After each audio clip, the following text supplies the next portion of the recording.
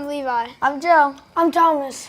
Welcome to Kids on Sports. Today we're going to start off with our discussion topic. Do you think refs can win or lose the game for you? Thomas, what do you think? I think no, because you can, at the last bit of the game, the ref could make a bad call, but throughout the whole game, you had that time to get ahead, and that one call shouldn't make you lose. True. What do you think, Levi? I think sometimes they can, because if they lose, they can at the end they can lose the game for you, because if they make a really bad call, or you in football that can happen too. Yeah. It's happened a lot, and so I think they can. Okay. What about you think? I think the biggest is in football, because you score the least points. Yeah. I think yes, they can cost you the game, because as much as players can cost you the games, refs can too. Because if players are getting paid to go out and play their best, and that's what they're doing. Sometimes they don't have a good game. Refs are getting paid to go out and do their best, and sometimes they don't have a good game. They don't have a good game. Just one call could change the whole entire thing. Yeah, it's a lot of momentum. Yeah, I know what you're saying, because also say it comes down to a last-second Hail Mary, and it's in both their arms, that's the game right there. Whichever you call wins. And yes, and the rest of the game does matter too, but if it comes down to the very last bit, that's when that's when the ref needs to make a good call. So if it comes down to the last bit, it's yes, but throughout the whole game, it's no. Yeah. Yeah. I think So it's 50-50. sometimes, and in basketball games it doesn't matter so much, because there's so much points that can be scored. Yeah, and it's just and it's not really anything but more than just fouling. just fouling and And missing your shots. Free throws and stuff like that. But, could call travel, carry. Yeah. Bad calls always happen in games. And now we have a special guest, Dave Miceli, who's the athletic director in BBA. Nice to have you here. Doing? Good. Good to see you. Good to see you. Thanks for having me on. Yep. Yeah. Thanks for coming. Yeah. My pleasure. Why did you choose to become the athletic director at BBA? Well, Levi, I've been a teacher and a coach for 20 plus years, mostly at Burton. And over the time, I was just fascinated with the idea of how do I help an individual achieve their best in the athletic field. Yep. And then the idea of bringing together a group of individuals and coming out with, something better than the sum of the parts on the other side just fascinates me. Yeah. And then, so you combine that, and now the idea of not only can I do this for one team in one season, but I can do it for all of our teams and all of our coaches for all of our seasons. And the challenge of getting that right so that we're all growing and every individual in that organization becomes the best person that they can be, it is, that was a thrill for me. So. And that sounds like a lot. So you're teaching. So you used to be a history teacher. That's right.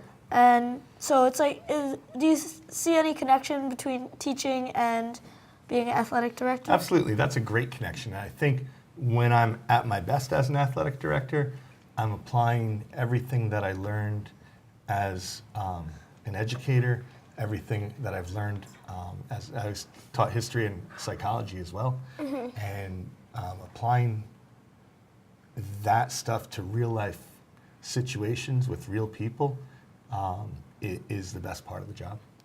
So what are some challenges that come up with being the athletic director? Well, it's funny.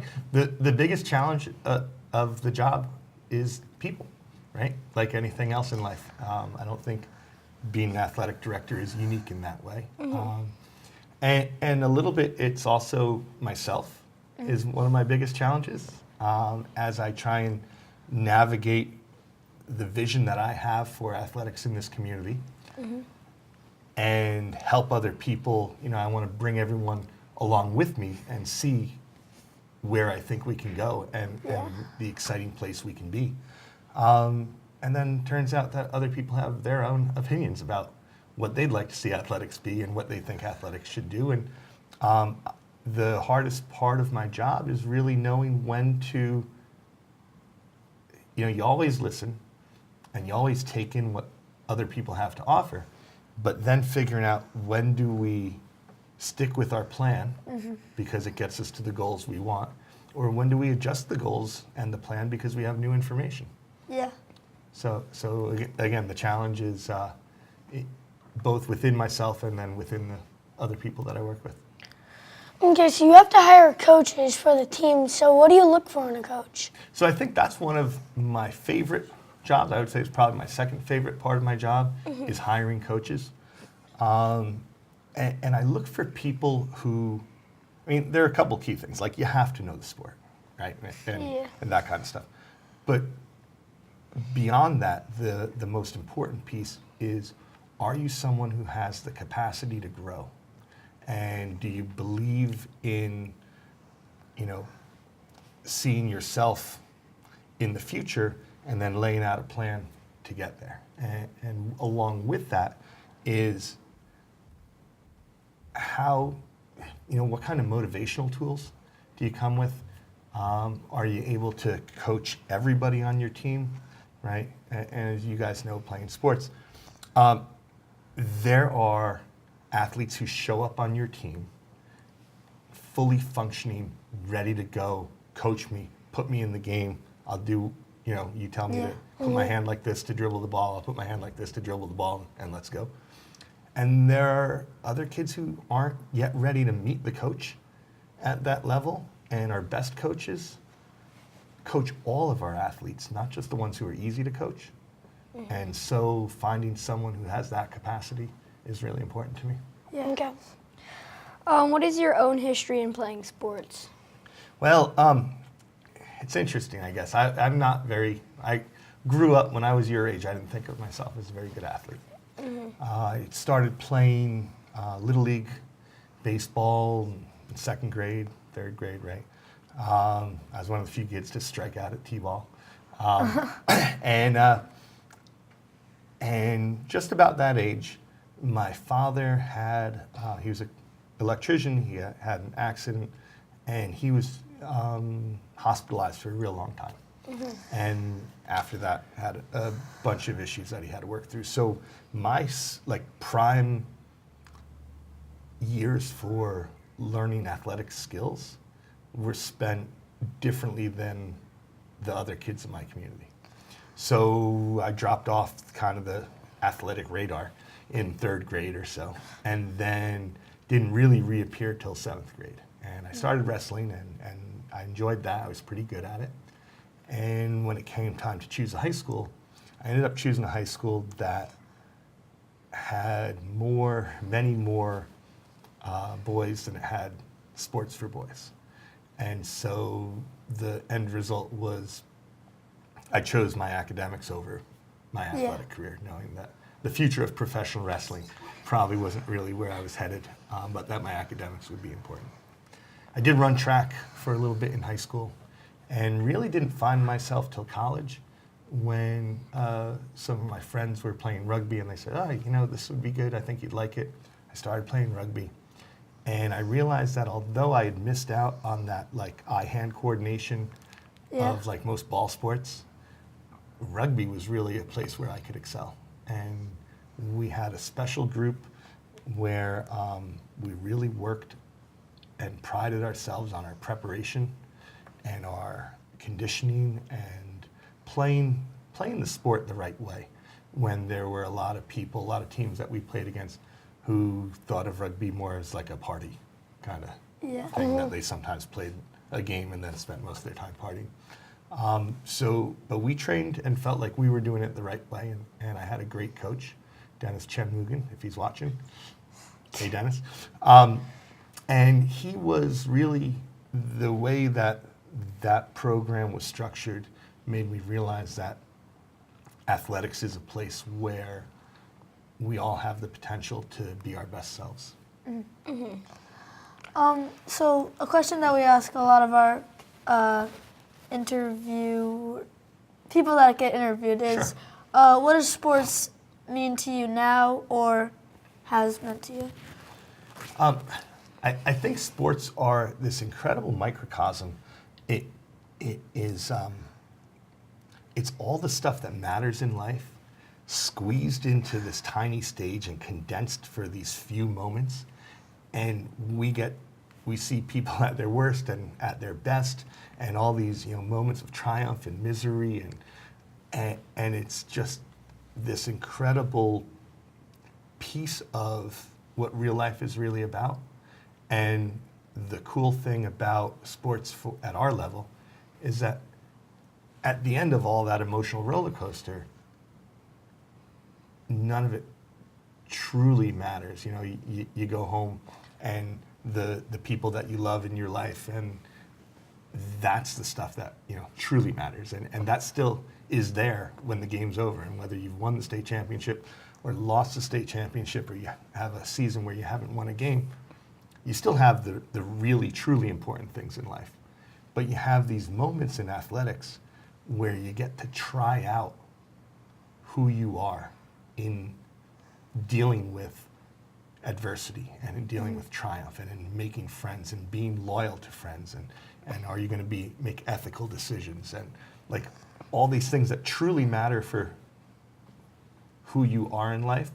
And athletics, especially youth athletics, is this great little almost like a playground for practicing the skills in life that make you a truly great person. Win and lose. Exactly. What do you see as part of the future of sports in America?